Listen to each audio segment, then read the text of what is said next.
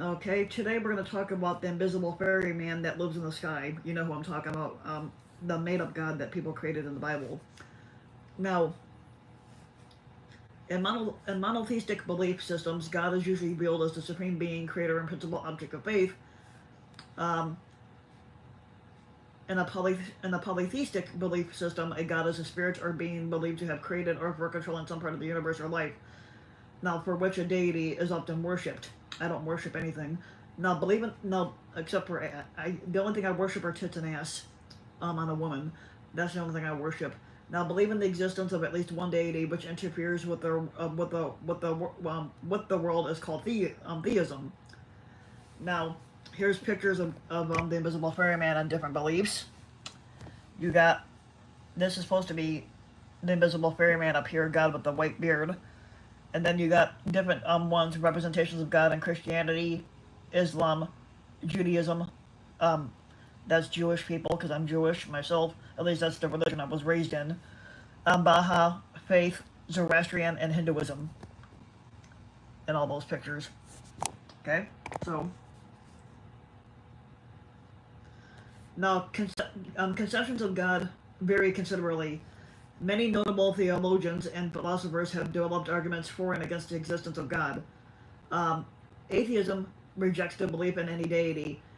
Agnostic is the belief that the existence of God is unknown or unknowable. Um, some theists believe, and they believe that knowledge concerning God is derived from faith. Now, God is often conceived as the greatest entity in existence.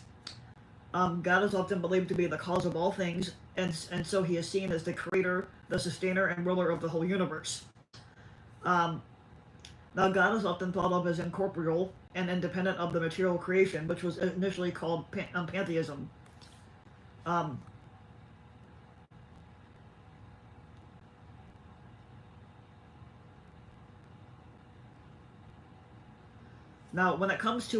when it comes to church theologians and when it comes and them attacking pantheism, they described pantheism as the belief that God is the material.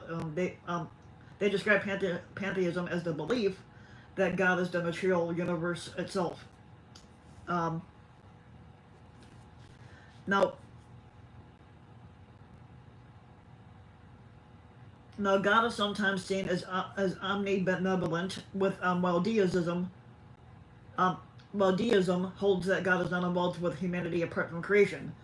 Now, some traditions attach spiritual significance to maintaining some form of relationship with God. Um, Now, they're often involving acts such as worship and prayer, and they see God as the source of all moral obligation. Um, now God is sometimes described without reference to gender because nobody knows what gender God is. Some people. Now, I was raised in the belief that God has always been male. Now, some people believe that God could be a woman. Now, who knows? Um,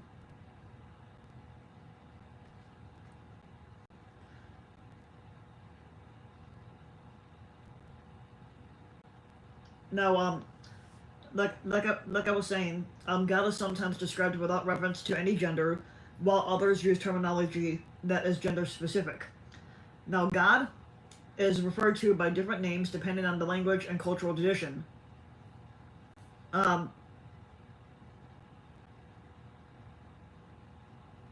sometimes with different titles of God used in references to God's various attributes.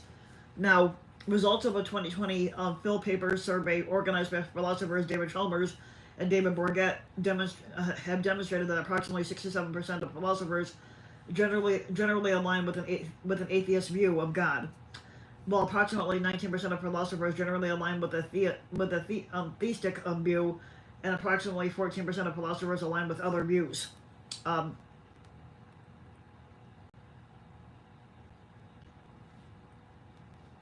now, the earliest written form of the Germanic word God comes from the 6th century Codex Argentius, which contains a Gothic translation of the Bible. Now, excuse me. Um, Now, the English word itself is derived from the Proto-Germanic word Gudon. Now, the reconstructed Proto-Indo-European form Gutuam was probably based on that root, which meant which means either to call or to invoke. Um, the Germanic words for God were originally neuter, but during the process of the Christianization of the Germanic people from their indigenous paganism, the words became a masculine syntactic form. Now in English capitalization, in English, capitalization is used when the word is used as a proper noun, as well as for other names by which God is known. Now, consequently, the capitalized form of God is not used for multiple gods or when used to refer to the generic ideal of a deity. Now, here is it's called the Meshtiel, and it bears the earliest known reference to the Israelite god Yahweh, or Yahweh. That's an actual stone that's supposed to insinuate that that was the earliest reference of supposedly the invisible fairy man in the sky.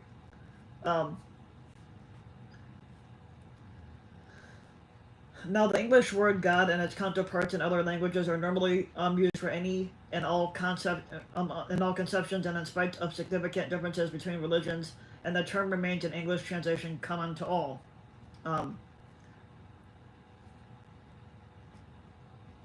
The Hebrew word for God is El, which also as a proper noun referred to the chief deity in ancient Semitic religions.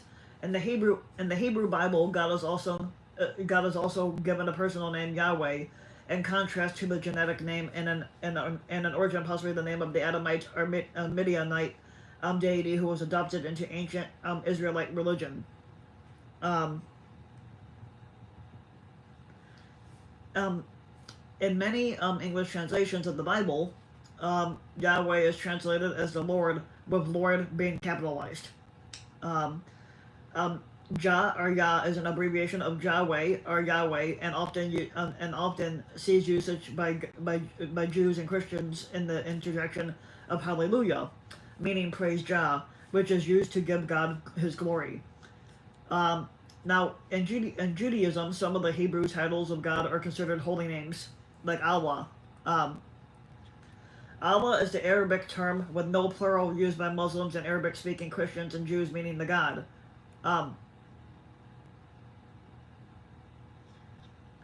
While Ilah is the term used for a deity or a god in general, Muslims also use a multitude of other titles for God.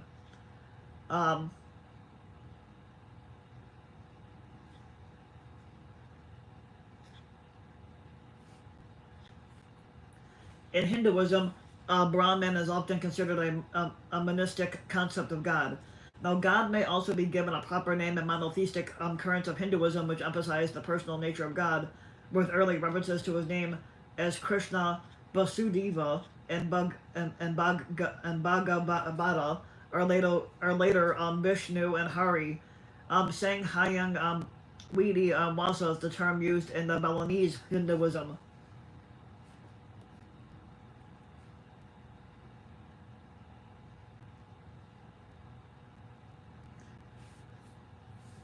In Chinese religion, Shangdi is conceived as the progenitor of the universe, intrinsic to it, and constantly bringing order to it. Now,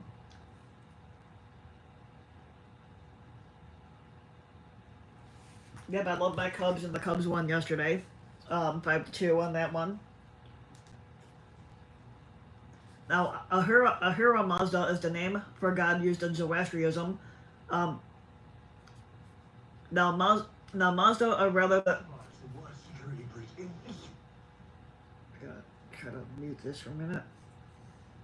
Oh, wrong one. There we go. Okay.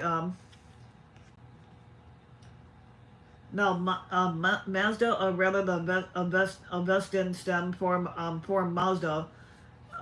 It reflects Proto-Iranian, meaning female. It is generally taken to be the proper name of the spirit, and like its Sanskrit cognate Medha, means intelligence or wisdom. and both the Avestian and Sanskrit words reflect Proto-Indo-Iranian, literally meaning placing in one's mind. Hence, wise meaning 101, meaning 101 other names are also in use for and to describe God.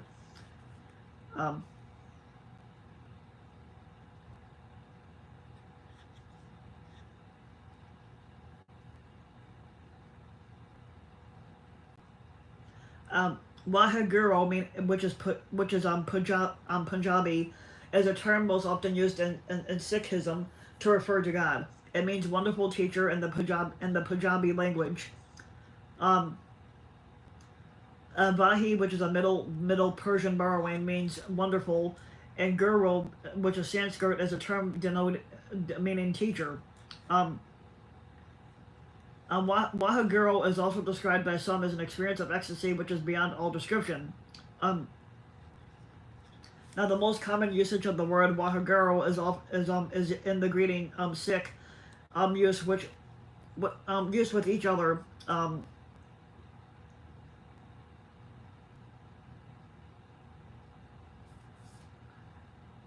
So Baha, the greatest name for God in the Baha faith, is Arabic for all glorious. Other names for God include Aten, which is like Aten, which is an ancient Egyptian an ancient Egyptian Atenism, where Aten was proclaimed to be the one true supreme being and creator of the universe. Chukwu and Igbo, and Hayi Rabi and Mandahism.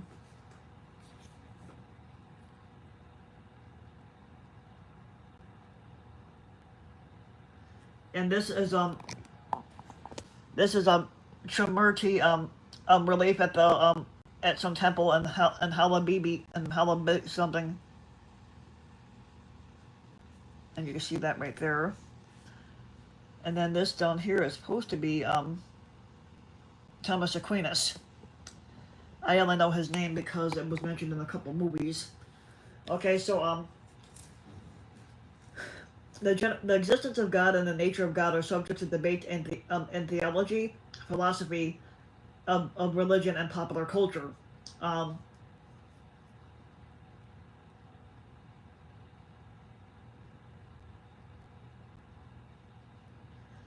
Okay, so in philosophical terms, the question of the existence of God involves the disciplines of epistemology, which is the nature and scope of knowledge, and ontology, study of the nature of being or existence, and the theory of value, since some definitions of God include perfection.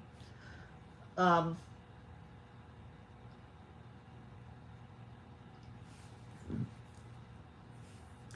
Ontological arguments refer to any argument for the existence of God that is based on a prior reasoning. Notable ontological arguments were formulated by Anselm and Rene Descartes. Cosmological arguments, they use concepts around the origin of the universe to argue the existence for God. Um,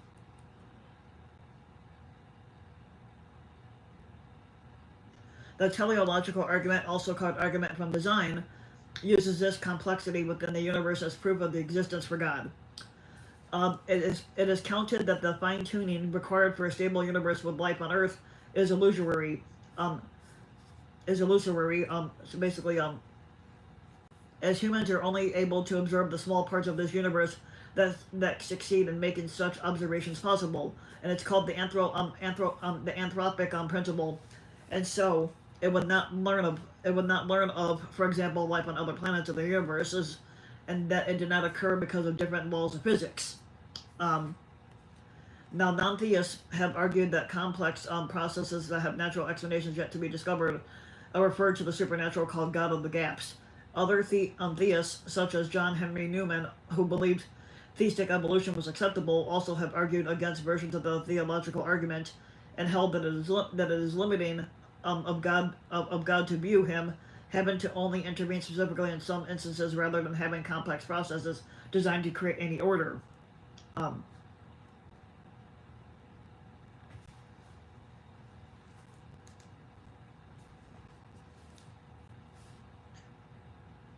The argument from beauty states that this universe happens to contain special beauty in it, and that there would be no particular reason for this over atheistic neutrality other than God.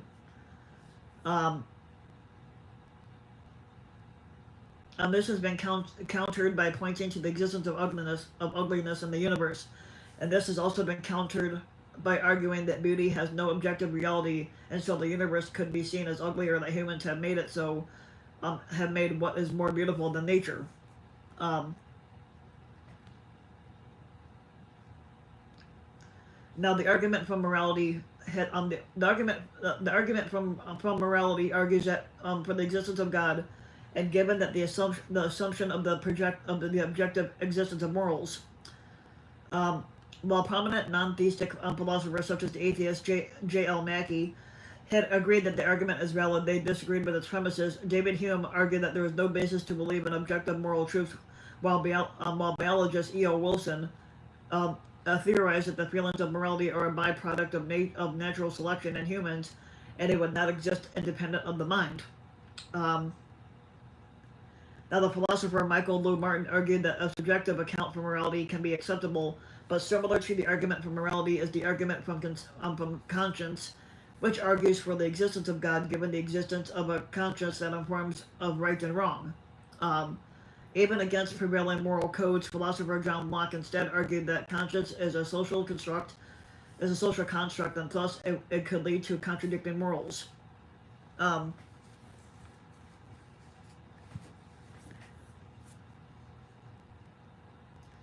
Now, atheism is, in a broad sense, the rejection of any belief in the existence of any deities. Agnostic is like I said, is the view that the truth values of certain claims, especially metaphysical and religious claims such as whether God, the divine, or the supernatural exist, are unknown and perhaps unknowable. Now, theism generally holds that God exists objectively and independently of human thoughts, and is sometimes used to refer to any belief in a god or gods.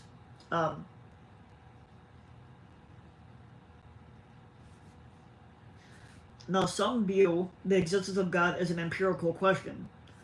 Now, Richard Dawkins states that a universe with God would be a completely different kind of universe from one without, and it would be a scientific difference. Carl Sagan argued that the doctrine of a creator of the universe was difficult to prove or disprove, and that the only conceivable scientific discovery that could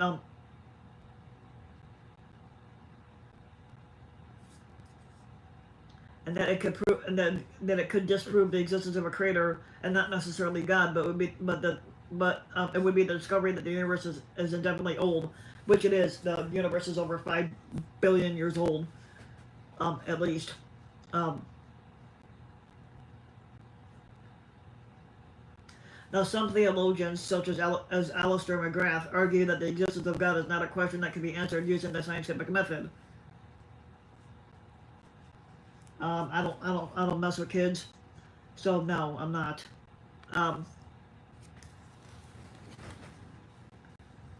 Now, the agnostic Stephen Jay Gould argued that science and religion are not in conflict, and proposed an approach dividing the world of philosophy into what he called non-overlapping magisterium, which means noma. In this view, questions of the supernatural, such as those relating to the existence and nature of God, are non-empirical and are the proper domain of theology. Now, the methods of science should then be used to answer any empirical question about the natural world, and theology should be used to answer questions about ultimate meaning and moral value. So, in this view, the perceived lack of any empirical footprint from the magisterium of the supernatural onto natural events makes science the sole player in the natural world. Stephen Hawking and co-author Leonard Mlodinow state in their 2010 book The Grand Design that this is reasonable to ask who or what created the universe. But if the answer is God, then the question has merely been deflected to that of who created God, which that's my one question. Supposedly, if God created the earth and created us, then who the fuck created God? And nobody really has an answer to that. Um,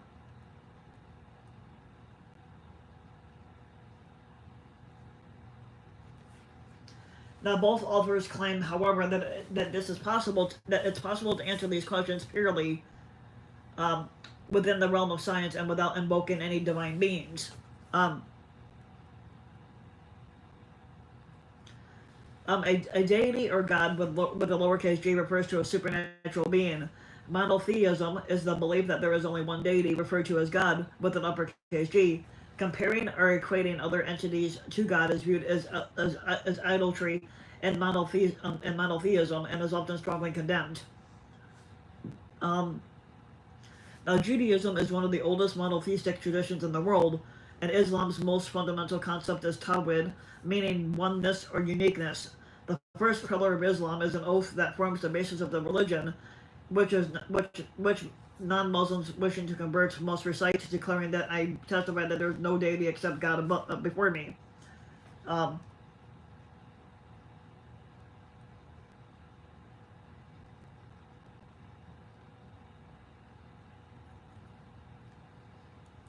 so in ancient Greek, um, the philosopher Xenophanes refers to one God greatest among gods and men, highlighting only one God who is greater than the multiple forms of one.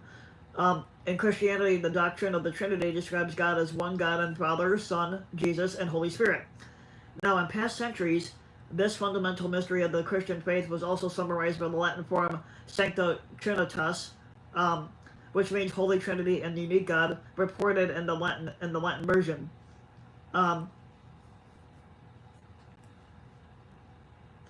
Now, God is viewed differently by diverse standards, by diverse strands of the Hindu religion. Um, most Hindus, having faith in the supreme reality, Brahman, can be manifested in numerous chosen deities. Now, thus, the religion is sometimes characterized as polymorphic, a monotheism. Now, henotheism is the belief and worship of a single god at a time, while accepting the validity of worshiping other deities. Um, mo- um, Monolatry is the belief in a single deity worthy of worship, while accepting the existence of other gods being around. Um, Now, transcendence is the aspect of God's nature that is completely independent of the material universe and its physical laws. Many supposed characteristics of God are described in human terms. Anselm thought that God did not feel emotions such as anger or love, but he appeared to do so through our imperfect understanding. Now, the incongruity of judging being against something that might not exist led many medieval philosophers' approach to knowledge of God through negative attributes called negative theology. For example, one say that God is wise, but they can say that God is not ignorant, i.e., in some way God has some properties of knowledge. Um, theologian Alistair McGrath writes that one has to understand a personal God as an analogy, and to say that God is like a person is to affirm the divine ability and willingness to relate to others, and this does not imply that God is human or located at specific points in the universe. Um, Now, pantheism holds that God is the universe and the universe is God, and it denies that God transcends the universe. For pantheist philosopher Baruch Spinoza, um, the whole of the natural universe is made of one substance, God or its equivalent nature. Um, Pantheism is sometimes objected to as not provided any meaningful explanation of God, but the German philosopher Arthur Schopenhauer stating, pantheism is only a euphemism for atheism. Pandeism holds that God was a separate entity, but then became the universe, and pantheism holds that God contains but is not identical to the universe.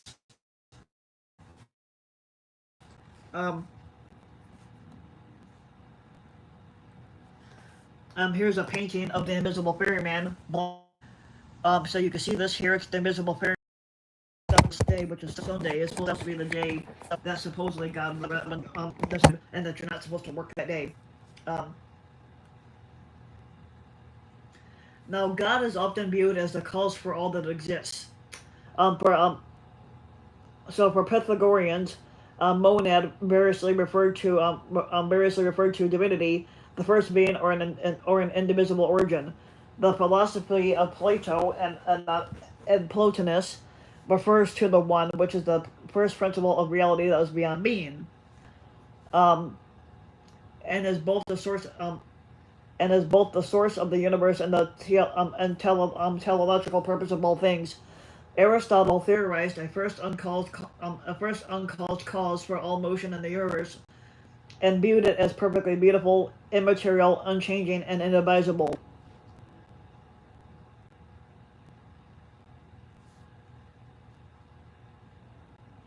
A, aseity is the property of not depending on any cause other than itself for its existence. Aventia, Avici,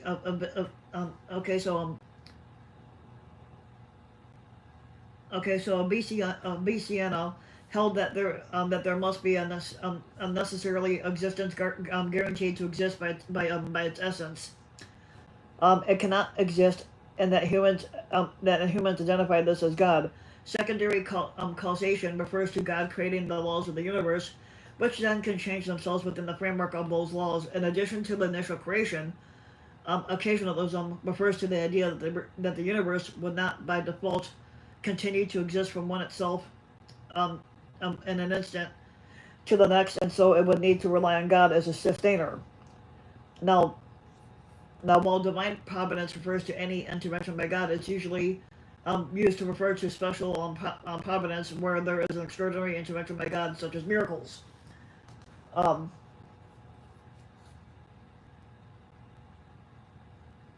Now, deism holds that God exists but does not intervene in the world beyond what was necessary to create it. Such as answering prayers or producing miracles. Now, deists sometimes attribute this to God having no interest in or not being aware of humanity, and pantheists would hold that God does not intervene because God is the universe. Now, of those theists who hold that God has an interest in humanity, must hold that God is an omnipotent, omniscient,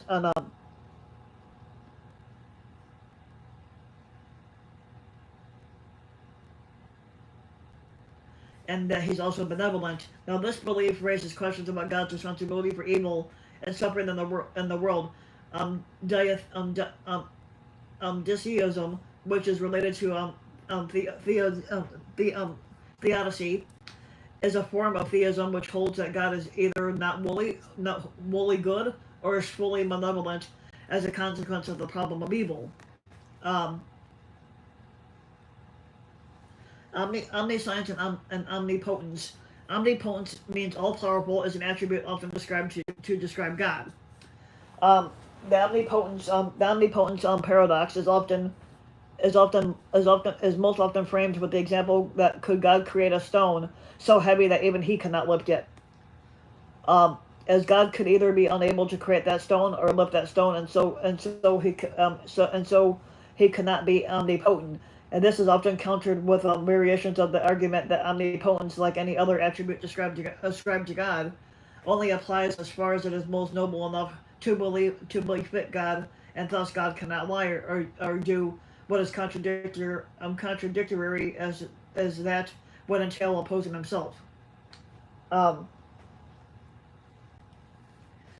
Omniscience means all-knowing, is an attribute often ascribed to God also. This implies that God knows how free agents will choose to act.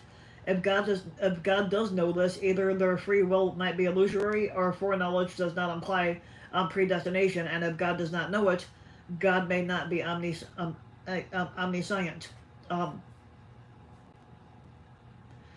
The open theism limits God's omniscience by contending that due to the nature of time, God's omniscience does not mean the deity can predict the future and process theology, and it holds that God does not have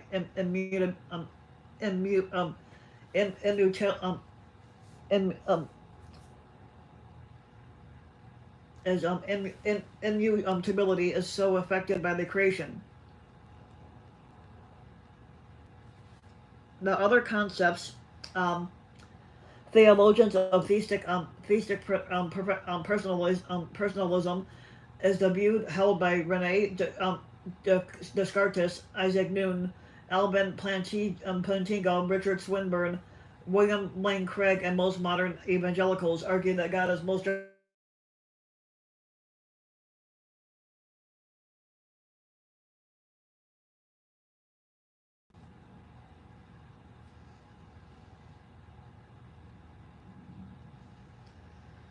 okay.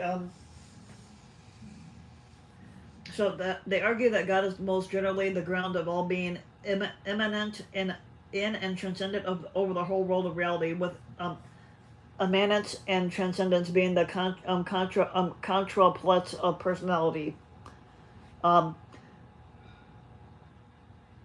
Now, God has also been conceived as being incorporeal, meaning immaterial, a personal being, the source of all moral obligation, and the greatest conceivable existent. These attributes were all supported to varying degrees by the early Jewish, Christian, and Muslim theologian philosophers, um, like Augustine of Hippo and Al Ghazali, respectively. Um,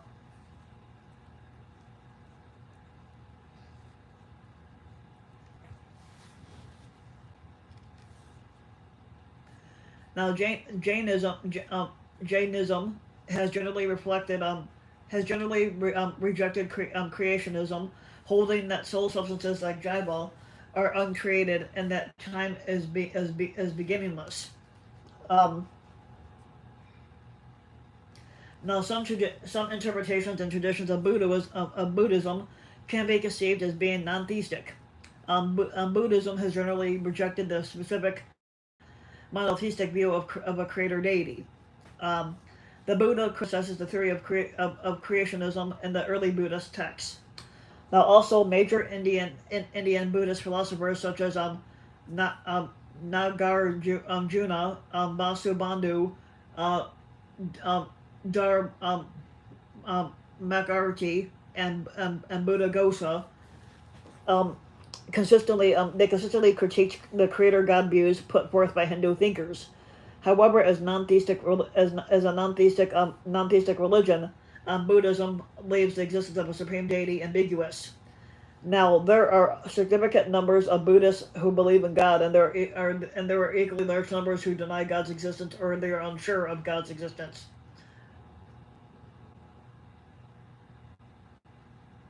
Now, Chinese religions such as Confucianism and Taoism are silent on the existence of creator gods. But however, keeping with the tradition of ancestor veneration in China, um, adherents worship the spirits of people such as Confucius and Laozi in a similar manner to God. Um,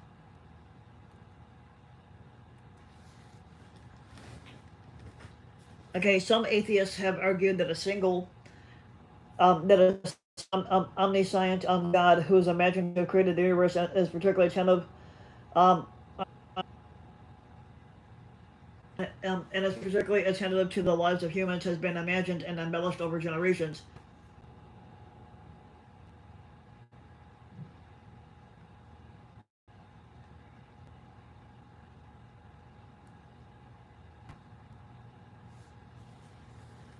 Okay, so Pascal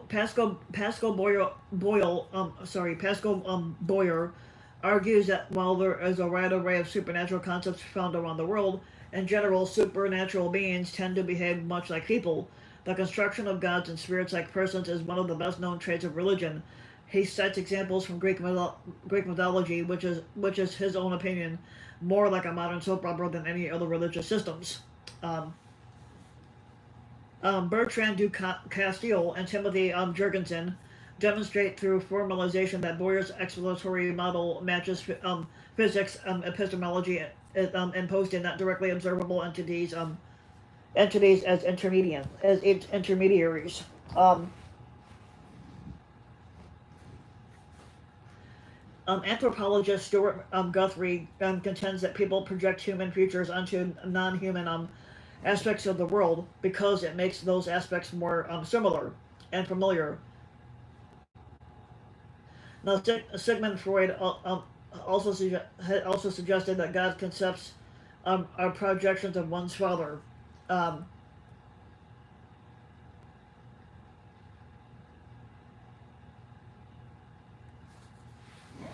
Um, Likewise, Emil Durkheim was one of the earliest to suggest that gods um,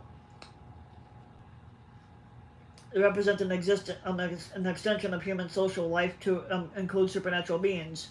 In line with this reasoning, psychologist Matt Bersano contends that when humans began living in larger groups, they may have created gods as a means of enforcing morality.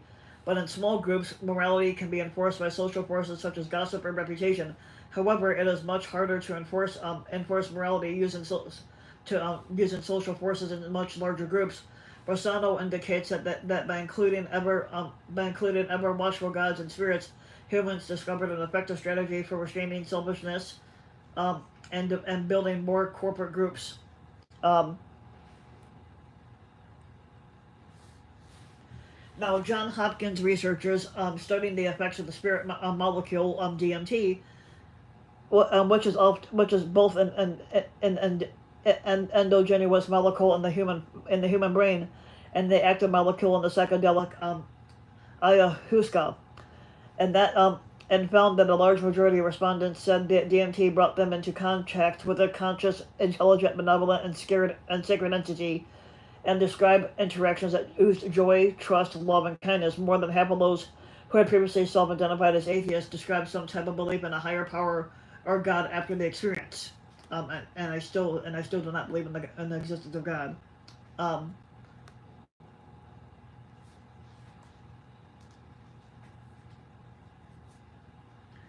Now, about a quarter of those afflicted by temporal lobe seizures experience what is described as a religious experience, and they may become preoccupied by thoughts of God even if they were not previously. Neuroscience V.S. Ramachandran um, hypothesizes that seizures as in the temporal lobe, which is closely connected to the emotional center of the brain, like the limbic system, may lead to those afflicted to view even banal objects with a heightened meaning. Psychologists studying feelings of awe found that participants feeling awe after watching scenes of natural wonders becomes more likely to believe in a supernatural being and to see events as the result of design, even when given randomly generated numbers. Hell, I believe in a dragon more than I believe in God. Um,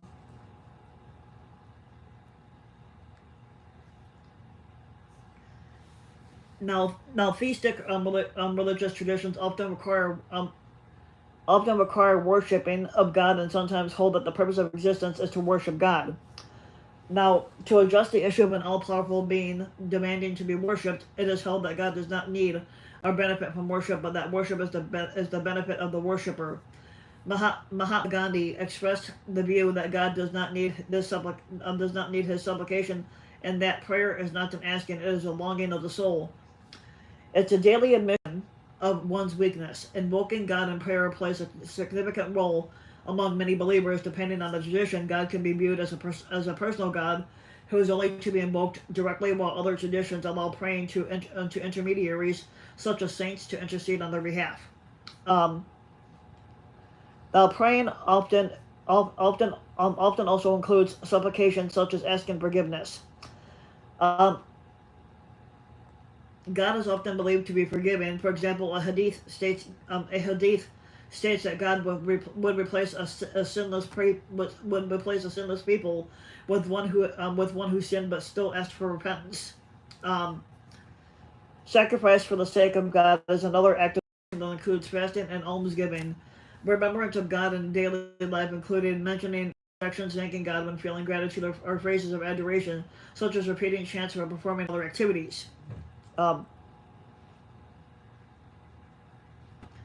Now, transtheistic religious traditions may believe in the existence of deities, but deny any spiritual significance to them. Now, the term has been used to describe certain strands of Buddhism, Jainism, and Stoicism. Um, Among religions that do attach spirituality to the to relationship with God, disagree as to how as they disagree as how best to worship Him, and what's God's plan for all of mankind. And there are different approaches to reconciling the contradictory claims of monotheistic religions.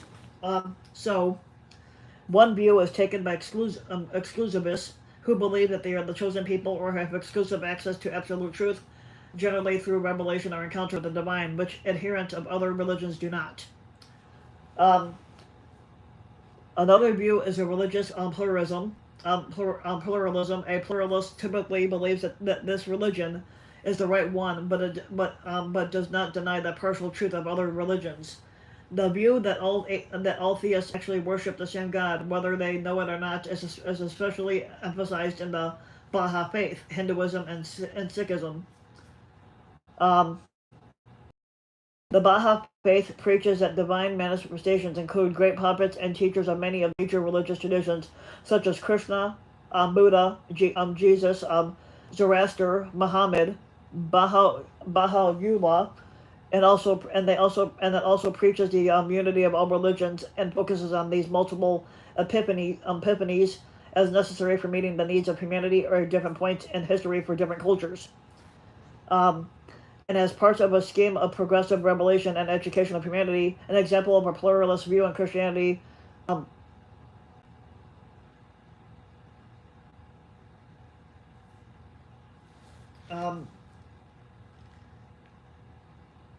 as part of a scheme of progressive revelation and education of humanity, so an example of a pluralist view in Christianity is supersessionism, which means the belief that one's religion is the fulfillment of previous religions. A third approach is a real relativistic inclusivism, where everybody is seen as equally right. An example being universalism, the doctrine that salvation is eventually available for everyone. A fourth approach is a syncretism, mixing different elements from different religions. An example of syncretism is the New Age movement.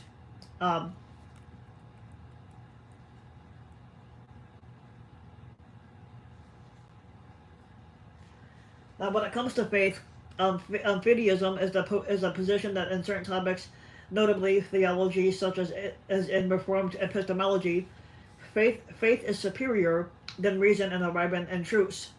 Some theists argue that there is value to the risk in having faith, and that if the arguments for God's existence were as rational as the laws of physics, then there would be no risk. Such theists often argue that the heart is attracted to beauty, truth, and goodness, and so would be best for dictating about God, as illustrated through the Blaise Pascal, who said, "The heart has its reasons, but that reason does not know why." A hadith attributes a quote to God as, "I am what my slave thinks of me." Inherent intuition about God is referred to in Islam as fitra, or innate nature. Now, in Confucian tradition, Confucius and Mencius promoted that the only justification for right conduct, called the way, is what is dictated by heaven, and more or less anthropomorphic higher power, and is implemented in humans, and thus there is only one universal foundation for the way.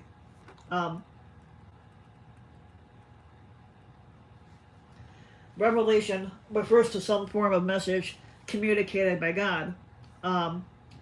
This is usually proposed to occur through the use of prophets or angels, which neither exist. Now,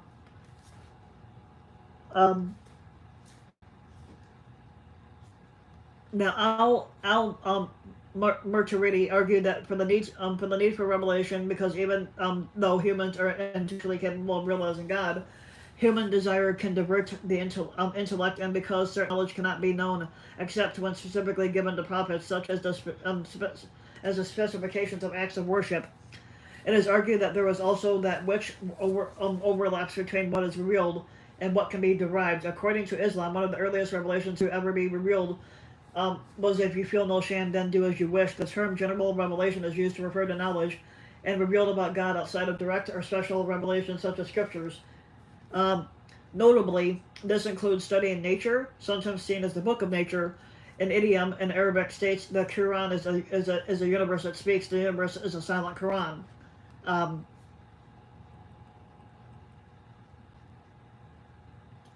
Now, on matters of theology, some such as Richard Swinburne take an evidentialist position where a belief is only justified. It is a reason and it has to have a reason behind it, as opposed to holding it as a foundational belief.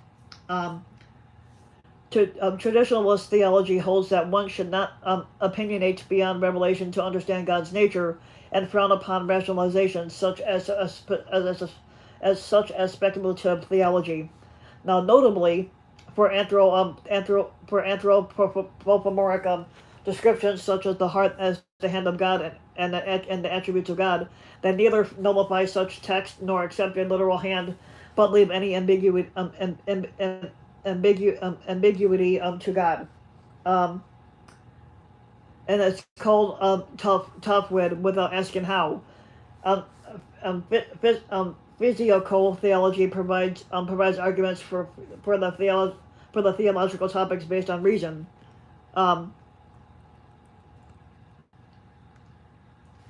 Now, in the Judeo-Christian religion, the Bible has been the principal source of the conceptions of God, and that the Bible includes many different images, concepts, and ways of thinking about God has resulted in a perpetual disagreement about how God is to be conceived and how he should be understood. Um,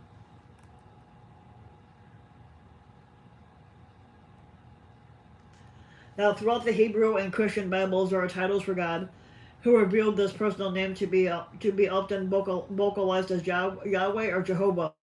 One of them is Elohim. Another one is El Shaddai, translated to being God Almighty. A third notable title is El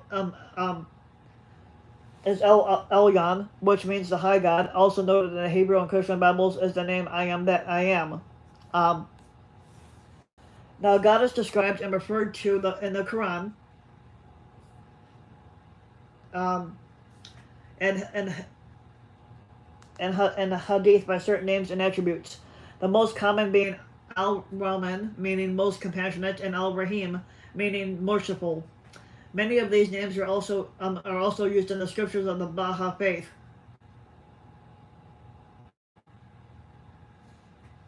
Um, Vaishnavism, which is a tradition in Hinduism, has a list of titles and names for Krishna. Now,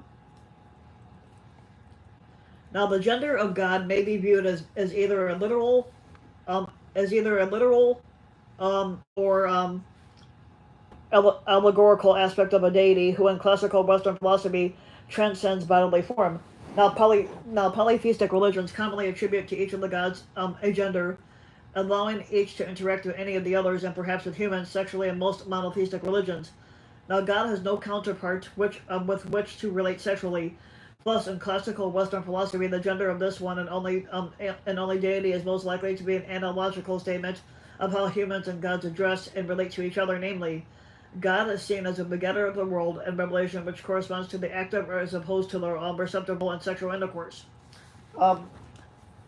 Now, biblical sources usually refer to God being male, or paternal words of symbolism, except in Genesis 1:26, Psalm 123, and Luke 15:8.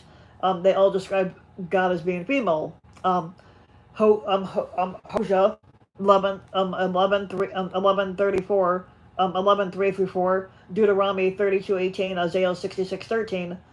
Also Isaiah 49:15, Isaiah 42:14, and Psalm 131:2, a mother, Deuteronomy 32:11 and 12, a mother eagle, and Matthew 23:37 and Luke 13:34, a mother hen.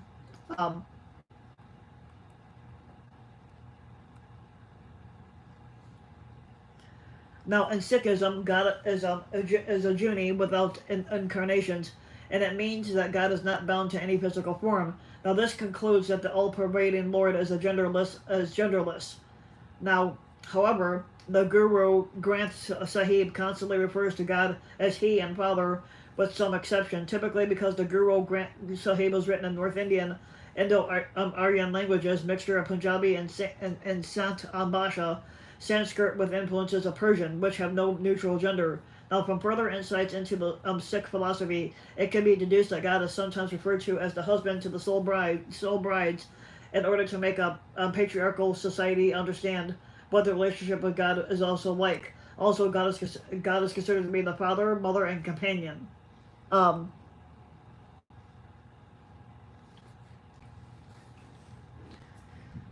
um, in Zoroastrianism during the early Parthian Empire, Ahura Mazda was visually representing for worship. Um, this practice ended during the beginning of the Sassanian Empire. Zoroastrian iconoclasm um, can be traced to the end of the Parthian period and the beginning of the Sassanid. Eventually puts an end to the use of all images of Ahura Mazda in worship. However, Ahura Mazda continued to be symbolized by a dignified male figure standing on horseback, which is found in Sassian and Vestir.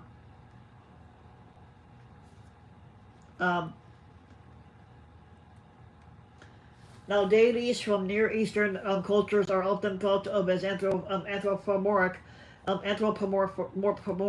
entities who have a human-like body, which is, however, not equal to a human body. Such bodies were often throughout to be radiant or fiery, of superhuman size or extreme beauty. Um, Now, the ancient deity of the Israelites, Yahweh, too was imagined as a transcendent but still anthropomorphic deity. Now, humans could not see him because of their impurity, in contrast to Yahweh's holiness. Now, Yahweh being described as radiating fire and light, which could kill a human if looking at him. Furthermore, religious or spiritual people tend to have less anthropomorphic descriptions of God. Um, In Judaism, the Torah often ascribes human features to God. However, many other passages describe God as formless and otherworldly. Now, Judaism is an aniconic meaning. It over basically meaning it overly lacks material, physical representation of both the natural and supernatural worlds. Now, furthermore, the worship of idols is strictly forbidden. The traditional view, elaborated by figures such as Maimonides, reckons that God is wholly incomprehensible and therefore impossible to envision, resulting in a historical tradition of divine incorporeality, and as such, attempting to describe God's appearance in practical terms is considered disrespectful to the deity and thus is taboo and arguably heretical. Um,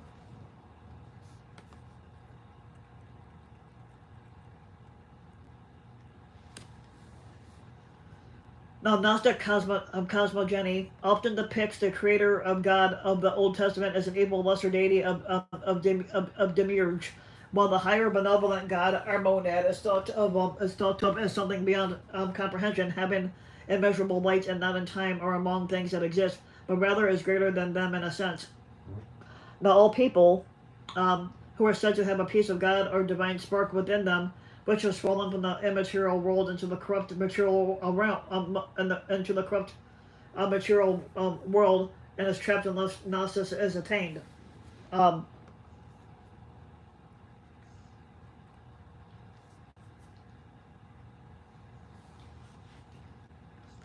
Early Christians believed that the words of the Gospel of John 1:18, no man has seen God at any time, and numerous other statements were meant to apply not only to God but to all attempts at the depiction of God. Um, However, later depictions of God are found, some such as the hand of God are depiction borrowed from Jewish art. Now, prior to the 10th century, no attempt was made to use a human to symbolize God the Father, or in Western art. Yet, Western art eventually requires some way to illustrate the presence of the Father. So, through successive representations as set of artistic styles for symbolizing the Father using a man gradually emerged around the 10th century AD. A rationale for the use of a human is the belief that God created the soul of a man in the image of his own, thus allowing humans to transcend the other animals. It appears that when early artists designed to represent God the Father, fear and awe restrained them from a usage of the whole of the whole human figure. Um, Now, typically, only a small part would be used as the image, usually the hand or sometimes the face, but rarely ever being seen being a whole human. In many images, the figure of the Son supplants the Father, so a smaller portion of the person of the Father is depicted. Now, by the 12th century depictions of God the Father has started to appear in French illuminated manuscripts, which was less public, which as a less public form could often be more adventurous in the iconography. And in stained glass church windows in England, initially the head or bust was usually shown in some form of frame or clouds in the top of the picture space, where the hand of God had firmly appeared. The baptism of Christ on the famous baptismal font and liege of Rainier of Hoy is an example from 1118. A hand of God is used in another scene. Gradually, the amount of the human symbol, as shown, can increase to a half-length figure, then a full length.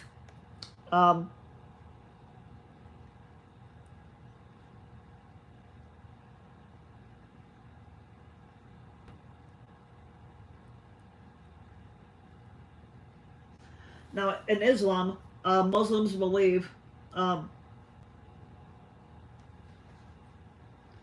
So in Islam, Muslims believe that the God Allah is beyond all comprehension and does not resemble any of any of His creations in any way. Muslims tend to use the least anthropomorphism among monotheists. Now, they are not iconodules, and they have religious calligraphy of titles of God instead of pictures. So, if you like the video, you can give the video a like and subscribe to my channel, Rusty the King. You can also hit the notification bell so you know if a new video comes out. I post once a week. That's how I try to keep it. If you also want to follow me, I have a flip channel called Rusty 3788. Rusty 3788. June 23rd of last week was my birthday. I just stayed home and didn't do much for work. And now this is already 10 days later. But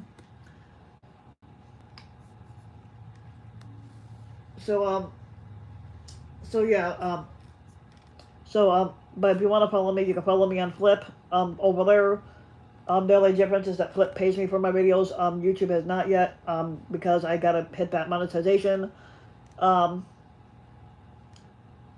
But let me know what you guys think about the video, and if you believe that there is a God, that's up to you. I don't have to agree with your opinion, but I'm pretty sure that there's a lot of people that support God for no reason whatsoever.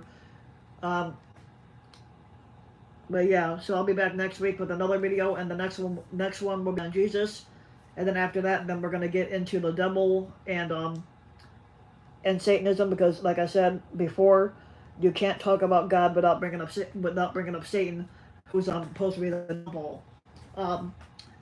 So there you have it, and I'll be back next week. And make sure to hit that like and subscribe button for the Rusty the King channel, and let me know what you guys think.